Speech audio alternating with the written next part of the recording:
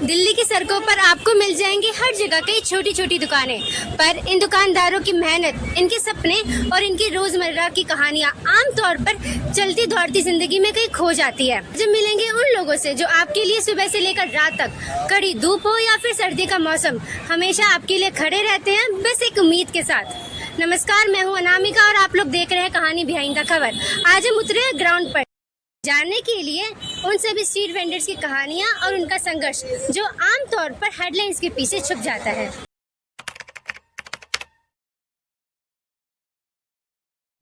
ये शहर सिर्फ इमारतों का जंगल नहीं है, ये उन लोगों से जिंदा है जो दिन भर धूप, धूल और थकान के बावजूद कुछ देने का जुनून लेकर जिंदगी जीते हैं।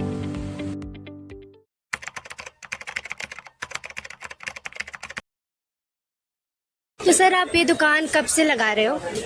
मैं ये दुकान जो है 2011 से लगा रहा हूँ। आपको इस दुकान लगाने का आइडिया कैसे आया? बहुत से यहाँ पर 60 साल से 50 साल से लगाते थे।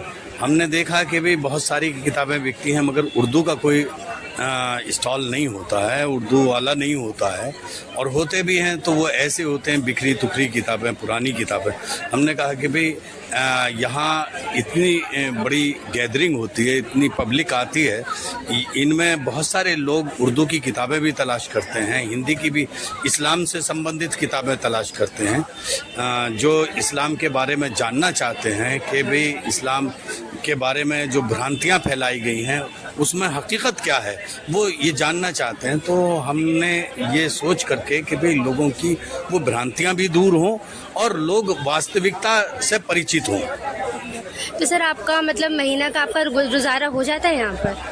नहीं, मेरी बुक वैन है, किताबों का ही काम है, और मैं दिल्ली के विभिन्न क्षेत्रों में अपनी बुक वैन को ले जाता हूँ और उसको रोड के एक साइड खड़ा करता हूँ, और ऐसी जगह पर जहाँ से लोगों का गुजर होता है, लोग आते हैं जाते हैं, तो मैं पूरे हफ्ते जो है इसी तरह से चलता हूँ।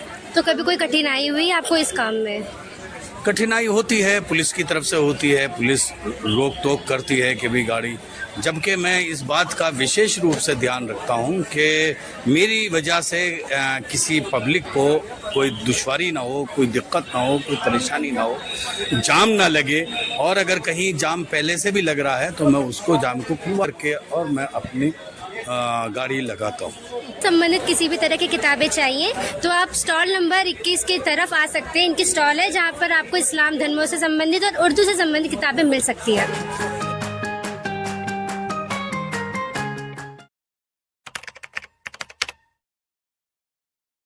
आप ये दुकान कब से लगा रही हैं? मुझे बेटा अक्टूबर से 12 साल होकर 13वीं साल लगी। तो आपको ये दुकान लगाने का आइडिया कैसे मिला? अरे बेटा, परेशानी थी मुझे बहुत ज़्यादा। तो ये जब दुकान चला रही हैं, आपको किसी तरह की समस्या आती है? हाँ, यही परेशानी, मेरी बेटी विधवा हुई है, जवान 3 बेटी हैं, उसे देती हूँ, मैं खुद खाती हूँ, हम जो बेटे बचे अपनी बेटी की देती। तो आप 3 बेटी हैं, उसका बेटा ना विधवा हो गई है। तो आपका गुजारा हो जाता है इस दुकान में? बेटा ऊपर वाला सब पैसे। आपको इस दुकान चलाने में कोई दिक्कत आती है, जैसे कि जगह बदलना पड़ती है या फिर कुछ और समस्या? मीडिया वो आते हैं ना बेटा, MCD वाले आते हैं तो सामान लेकर भागना पड़ता है।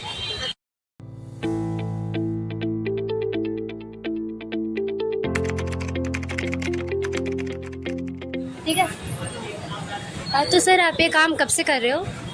सिस्टर, ये हम मानव सेवा के नियत से ये काम कर रहे हैं, क्योंकि हर कोई अपना अपना इस दुनिया में जो आया अपना कर्म करके जाना चाहता है। तो हमारा सबसे बड़ा धर्म है इंसानियत की सेवा। तो हमने यहाँ पानी वगैरह का इंतज़ाम किया हुआ है। तो आपको ये समाज सेवा करके कैसा महसूस होता है? बस मालिक को खुश करेंगे तो मालिक हमें खुश करेगा, दुनिया में भी और मरने के बाद भी जो जीवन है उसमें भी हम खुश रहेंगे इंशाल्लाह। तो आप ये जो काम कर रहे हो, लाइक कोई आपका आइडिया मिला है या फिर किसी मतलब कोई आपकी आइडिया या फिर कोई स्टोरी है इसके पीछे? आइडिया हमारे पैगंबर मोहम्मद सल्लल्लाहु अलैहि वसल्लम, पैगंबर मोहम्मद साहब का ये कहना है कि सबसे बड़ा जो इस दुनिया में चैरिटी है वो है पानी देना और भूखे को खाना खिलाना। तो हम पानी पिला रहे हैं।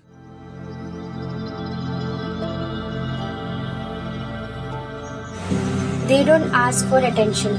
They just do what needs to be done.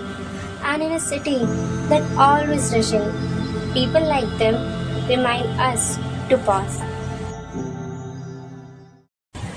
ये दुकानदार ही हमें अपने शहर को जीने लायक बना देते हैं। तो बिना इनसे मिलके और बिना इनकी कहानी को समझ के हम लोग अपने शहर को नहीं जान सकते हैं।